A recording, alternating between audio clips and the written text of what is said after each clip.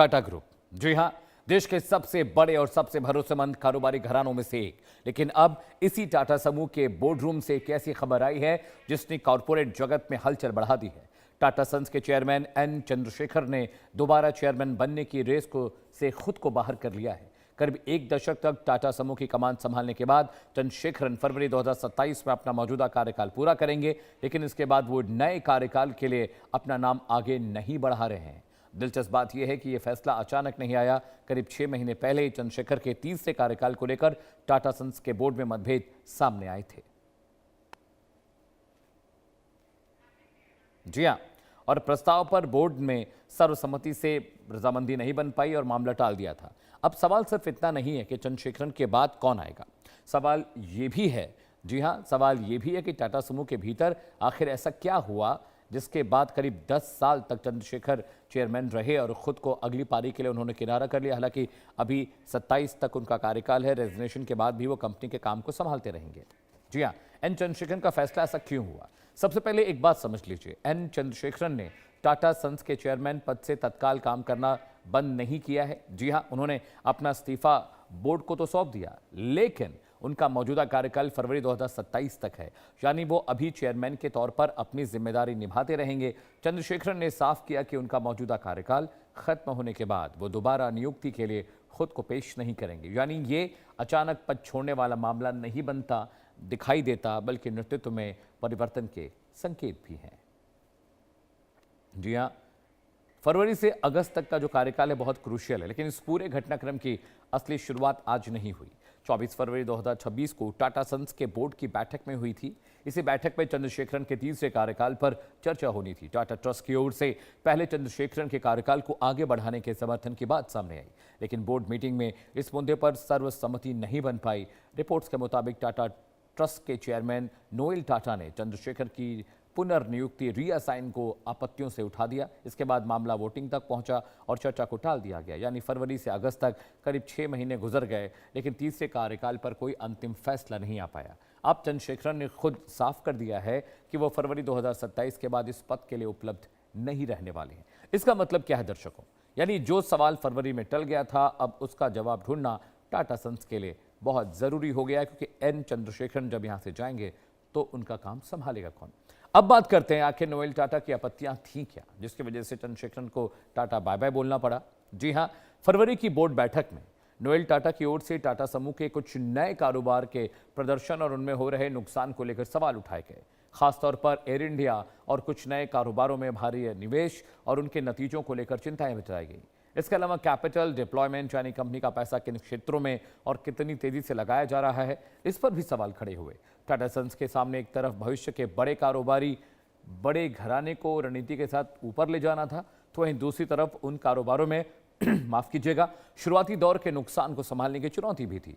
यही वजह थी कि चंद्रशेखरन की रणनीति और आगे के नेतृत्व को लेकर बोर्ड रूम में अलग अलग रायशुमारी आई। हालांकि मसला से बोर्ड स्तर की राजनीति या रणनीति तक असहमति का था, उसके बाद भी चीजें बेहतर नहीं हुई। अब यह भी समझना जरूरी है दर्शकों कि आखिर चंद्रशेखरन के कार्यकाल को इतना अहम क्यों माना जा रहा है। 2017 में उन्होंने टाटा सन्स की कमान संभाली थी। उससे पहले वो टीसीएस के सीए रह चुके थे। उनके कार्यकाल में टाटा समूह ने कई नए क्षेत्र में बड़ा दांव लगाया। सेमीकंडक्टर से लेकर इलेक्ट्रॉनिक मैन्युफैक्चरिंग, बैटरी और डिजिटल कारोबार से लेकर एविएशन तक टाटा ने अपने कारोबार का दायरा बढ़ाया। सबसे बड़ा फैसला एयर इंडिया को दोबारा टाटा समूह के नियंत्रण में लाना था। इसके साथ ही टाटा समूह ने भारत में सेमीकंडक्टर मैन्युफैक्चरिंग और इलेक्ट्रॉनिक्स से जुड़े बड़े निवेशों की दिशा में भी बड़ा कदम उठाया। लेकिन बड़े निवेश के साथ बड़ा जोखिम भी आता है। कई नए कारोबारों को मुनाफा लाने के चक्कर में इसलिए चंद्रशेखरन के मॉडल को एक तरफ आक्रामक विस्तार की रणनीति के तहत सराहा तो गया, तो दूसरी तरफ इसके साथ जुड़े वित्तीय जोखिम पर भी चर्चा हुई, जिसकी वजह से टाटा सन्स के जो मुनाफे हैं वो डीप डाउन हुए, वो गिर गए। अब इस कहानी को समझने के लिए दर्शकों टाटा ट्रस्ट की भूमिका समझना बेहद जरूरी है। टाटा सन्स पूरे टाटा समूह की होल्डिंग कंपनी है विच controls all the Tata companies, यानी समूह की कंपनियों के ऊपर रणनीतिक नियंत्रण का केंद्र टाटा सन्स है। लेकिन टाटा सन्स में सबसे बड़ी हिस्सेदारी टाटा ट्रस्ट के पास है। टाटा ट्रस्ट के पास करीब 66% हिस्सेदारी है। यही वजह है कि टाटा समूह में चेयरमैन और भविष्य के नेतृत्व से जुड़े बड़े फैसलों में ट्रस्ट की भूमिका बेहद अहम हो जाती है। यानी टाटा सन्स के बोर्ड और टाटा ट्रस्ट के बीच तालमेल सिर्फ एक सामान्य कॉरपोरेट प्रक्रिया नहीं, बल्कि पूरे समूह की दिशा तय करने वाला मुद्दा है। यही वजह है कि चंद्रशेखरन के तीसरे कार्यकाल पर बोर्ड में बनी असहमति को इतना महत्वपूर्ण माना गया। अब जब चंद्रशेखरन ने खुद अगली पारी से हटने का फैसला लिया है, तो अगला सवाल है कि टाटा ट्रस्ट और टाटा सन्स मिलकर किस समूह की कंपनी को कमान सौंपेंगे, और यही सबसे क्रूशियल टाइम है। 5 बड़ी चुनौतियां आपको बता रहा हूं मैं। चंद्रशेखर के फैसले के बाद सबसे बड़ा सवाल यही था, अब अगला चेयरमैन कौन होगा जो कंपनी को संभालेगा।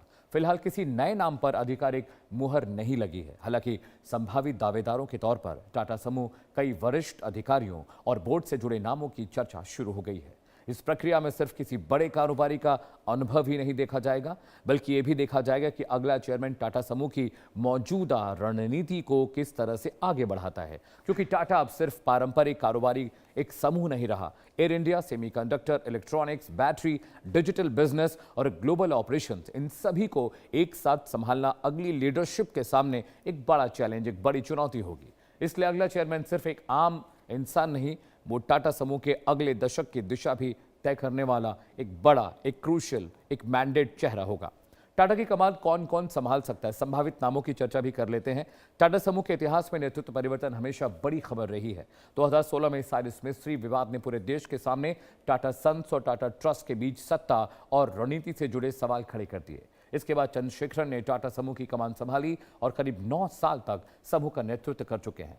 अब अगले उत्तराधिकारी की तलाश शुरू होगी। इस बार चुनौती और भी बड़ी है, क्योंकि टाटा समूह एक ऐसे दौर में प्रवेश कर चुका है जहां पारंपरिक कारोबार के साथ साथ नई टेक्नोलॉजी और बड़े पूंजी निवेश वाले कारोबार भी बहुत अहम है। Semiconductor, electronics, battery, air India और डिजिटल बिजनेस, ये सभी लंबे वक्त की रणनीति मांगते हैं। इसलिए चंद्रशेखरन के बाद आने वाला चेयरमैन सिर्फ पुरानी व्यवस्था को चलाने वाला नहीं होगा, उसे टाटा समूह की अगली ग्रोथ स्टोरी भी लिखनी होगी। और सबसे अहम सवाल यही रहेगा, क्या अगला नेतृत्व टाटा सन्स और टाटा ट्रस्ट के बीच पूरी जो सहमति है उसके साथ हो पाएगा।